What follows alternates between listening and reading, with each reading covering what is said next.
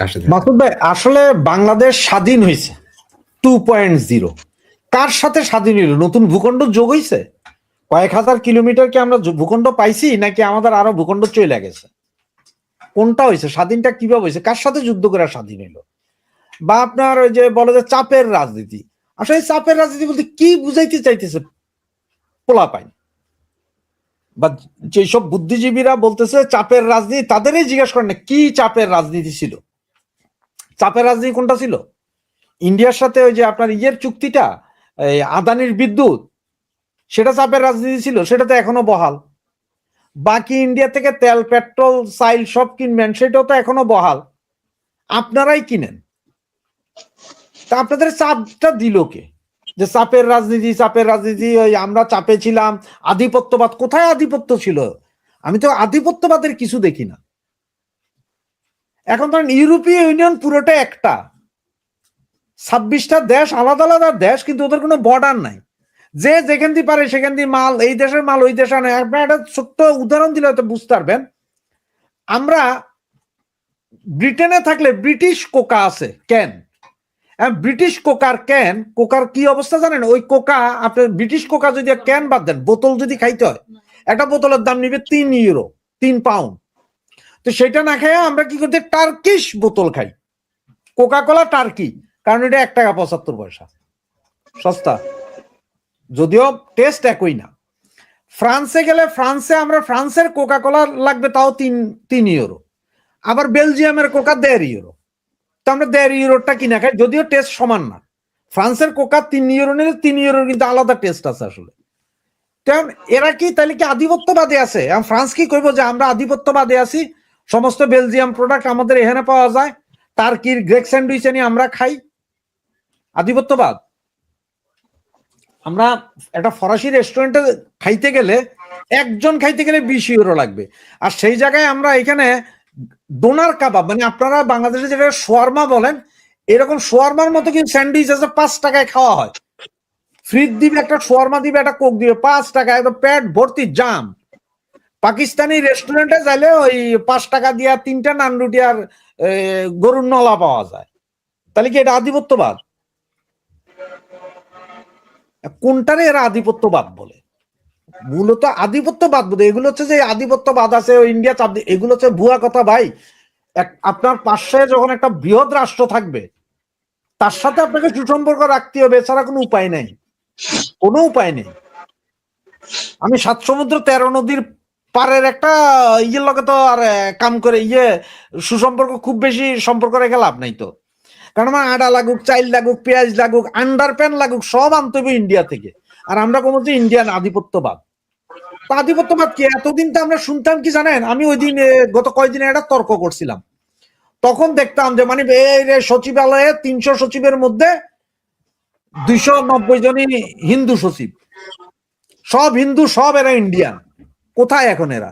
26 lakh Indian কই? আর এই যে ধরেন বড় বড় এরা বলে যে হিন্দুরা অনেক এই ভালো ভালো জায়গায় কাজ পায় ভাই, আপনি যে কোনো স্কুলে, আপনি নিজেও পড়ালেখা করছেন, রবিবার পড়ালেখা করছেন, দেখেন তো আমাদের অঙ্কের শিক্ষক হিন্দু, আমাদের বিজ্ঞানের শিক্ষক দেখেন হিন্দু, ইংরেজির শিক্ষক হিন্দু। কারণ ওরা পড়ালেখাটা পড়ালেখার মতন করে। আমরা তো পড়ালেখা করতে গেলে পড়ালেখার মধ্যে ওয়াজ করি 4.5 ঘন্টা, আমরা তো পড়ালেখা করি না। তো হিন্দুরা পড়ালেখাটাই করে, সুতরাং ভালো ভালো জায়গায় যায়, ভালো ভালো পড়তারে। আমাদের স্কুলের ফার্স্ট বয় সবসময় দেখতাম যে হিন্দু, মেয়েদের মধ্যে Hindu, first girl first boy. কি রে বাবা, আমরা কেউ কম্পিট করে পারা যাইতো না, সেগুলো তো আলাদা নাম্বার আই না, কেউ দিত না। এখন এই হিন্দু সব মানে ইন্ডিয়ান। তো ভাই তোমরা এখন কাহিনীটা হচ্ছে কি জানেন, এই যে আমাদের দেশটা হচ্ছে গোরা, পুরোটাই গোরা মুসলমান বলতে পারেন। এটা মুসলমান বলবো না, আসলে মুসলমান বলাটা খারাপ, এটা ওই গন্ডমূর্খ জাতি। এরা এরা সবকিছুতে দেখে যে ইন্ডিয়ার আধিপত্যবাদ, অমুকের বাদ তমুকের বাদ। ওনারা বহু কিছু করতে পারে, ওনারা স্বাধীন করছে তো স্বাধীন করছে, 2টা পারমাণবিক বোমা বানায় ফেলো এবার। ওই যে কালকে না পরশু রাজশাহী বিশ্ববিদ্যালয়ের পোলা একটা আছে না, দাতুসা, উমামা ফাতেমার ভাই মনে হয় একই, হে কইল সিলেটের পাহাড়ের নিচে ইউরেনিয়াম আছে, ওই ইউরেনিয়াম নিয়ে আমরা বোমা বানাইয়া ইন্ডিয়ারে মাইরা দেবো, এই ভয়ে নাকি ইন্ডিয়া তটস্থ। চিন্তা করেন ভাই, ইরান আজকে 50 বছর ধরে চেষ্টা করে এখনো একটা বোম বানাইতে পারলো না। ইরানের মতন দেশ, আর এনারা আইছে এখানে ওই কি কয় সিলেটের পাহাড়ের তলায় বলে আছে, ইউরেনিয়াম আছে, সেটা দিয়ে ওনারা বোমা বানায়। ইউরেনিয়াম থাকলেই কি বোমা বানানো সম্ভব? এটা এখন ও তো জামাতে ইসলামের পোলা, শিবিরের পোলা, হে হয়তো বোমা বানানোর টেকনিক জানে, কারণ তারা তো বিভিন্ন জায়গায় করতেছে। জি, আমি রফিক ভাইয়ের কাছে এটা নিয়ে এসেছি যে আধিপত্যবাদের কথা উঠে আসলো, রাশেদ হায়দার ভাই যেটা বলতে চাইলেন। আমি জানতে চাচ্ছি যে বাংলাদেশ কি এই যে চাপের রাজনীতি, বাংলাদেশের রাজনীতির উপরে সবসময় নানা পক্ষের, নানা দেশের, নানা গোষ্ঠীর চাপ থাকে, এখনো সেই চাপটা আছে কিনা, নাকি সেই চাপ থেকে মুক্ত কিনা, নাকি বাংলাদেশ আরো জড়িয়ে পড়েছে আরো কঠিন চাপের মধ্যে? ধন্যবাদ মাসুদ ভাই। আসলে ভৌগোলিকভাবে বাংলাদেশের যে জায়গায় আমাদের উপস্থিতি, সেটাই একটা ভৌগোলিক কারণে ইন্টারন্যাশনাল একটা চাপের জায়গা হয়ে গেছে। এখানে দুইটা জিনিস কাজ করতেছে। আমাদের পাশাপাশি দুইটা কান্ট্রি হলো উদীয়মান অর্থনীতির দেশ, যেটা হলো আপনার চীন, এটা হলো ভারত। আর এর আশেপাশে যদি দেখেন, সেগুলি তেমন কিন্তু উন্নত না। এখন এখানে তো বহু রাজনৈতিক খেলা তো আপনার বুঝিনি, আপনার যে ভারত এবং ইন্ডিয়াকে চাপে রাখার জন্য বিভিন্ন পক্ষ থেকে বিভিন্নভাবে কাজ করে। এখন এখানে তো আর কোনো জায়গা খুঁজে পায় না। চায়না আনঅফিসিয়ালি দখল করে রাখছিল মায়ানমার বা বার্মার, এটাই বলি।